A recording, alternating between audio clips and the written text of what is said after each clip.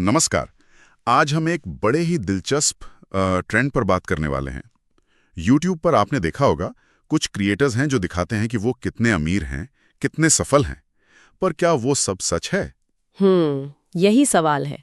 हमारे पास ना कुछ रिपोर्ट्स और एनालिसिस हैं जो इसी नकली दिखावे के पीछे की कहानी बताती हैं। अच्छा, तो आज हम यही समझने की कोशिश करेंगे, ये होता कैसे है, क्यों करते हैं लोग ऐसा, और देखने वालों पर, मतलब हम जैसे लोगों पर इसका क्या असर पड़ता है। हाँ, बिल्कुल।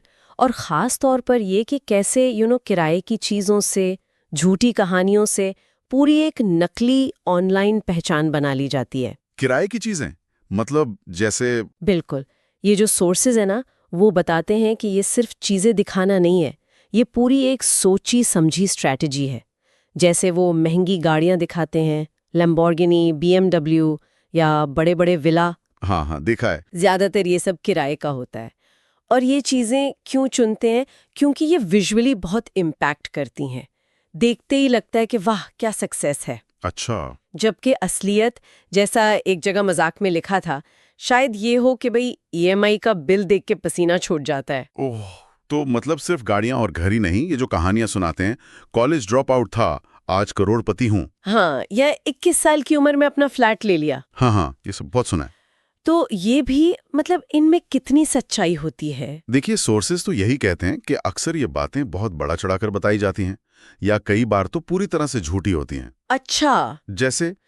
जैसे वो फ्लैट वाली बात आपने कही, हो सकता है वो फ्लैट किसी दोस्त का हो या रिश्तेदार का, और क्रिएटर बस वीडियो बनाने गया हो। ओह। और वो जो डॉलर्स की गड्डियां दिखाते हैं रील्स में, हाँ, लहराते हुए। हाँ, हो सकता है वो भी नकली हो, या फिर महंगी घड़ियां पहनना।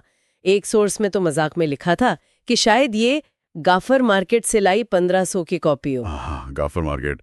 मतलब ऑनलाइन लाइफ तो एकदम चमक दमक वाली, मालदीव, दुबई की ट्रिप्स। हाँ, बिल्कुल। और असलियत में हो सकता है घर पे शेयर्ड वाईफाई चल रहा हो। ये तो बड़ा अजीब कॉन्ट्रास्ट है ना? और यही कॉन्ट्रास्ट, यही विरोधाभास आपको उनके मोटिवेशनल बातों में भी दिखेगा। मतलब किराए की महंगी कार के सामने खड़े होकर लेक्चर देना, अगर मैं कर सकता हूं तो आप भी कर सकते हैं। हाँ हाँ, वो तो बहुत कॉमन है। जबकि उनकी खुद की कमाई का जरिया शायद वो एफिलिएट लिंक्स हो या पेड प्रमोशंस, मतलब दूसरों का सामान बेचकर कमीशन लेना या पैसे लेकर किसी चीज का प्रचार करना। अच्छा, तो ये है असली मेहनत। हाँ, और वो जो पैसिव इनकम की बातें करते हैं, एक सोर्स में तो इस पर मजाक भी उड़ाया गया था। कैसे? कि पैसिव इनकम के सोर्स क्या हैं?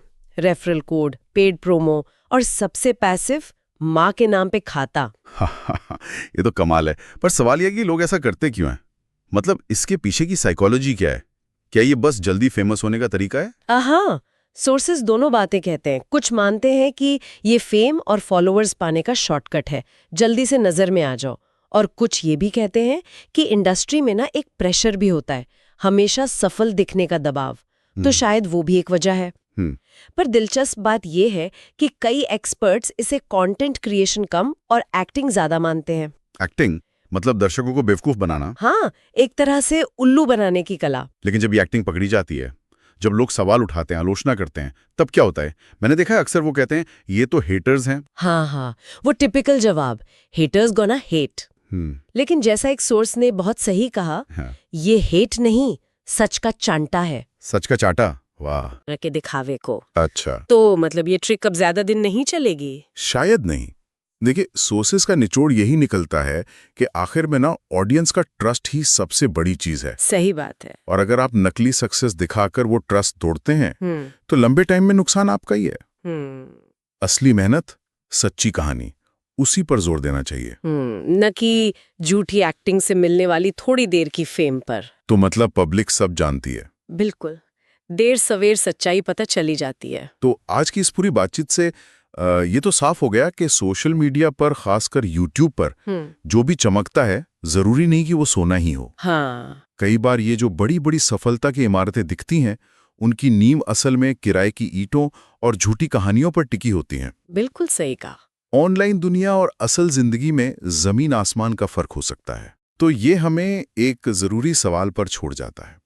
मतलब सोचने वाली बात है ये। हाँ, क्या? कि भाई इस ऑनलाइन दिखावे के जमाने में हम लोग जो दर्शक हैं, वो असली मोटिवेशन और झूठे शो ऑफ में फर्क कैसे करें? ये बहुत जरूरी सवाल है। और शायद इससे भी ज्यादा जरूरी ये कि ये जो पूरा ट्रेंड चल रहा है, इसका हमारे युवाओं पर, उनकी सोच पर, उनके सपनों पर क्या असर पड़ रहा है। हाँ, ये वाकई सोचने वाली बात है। इस पर विचार करना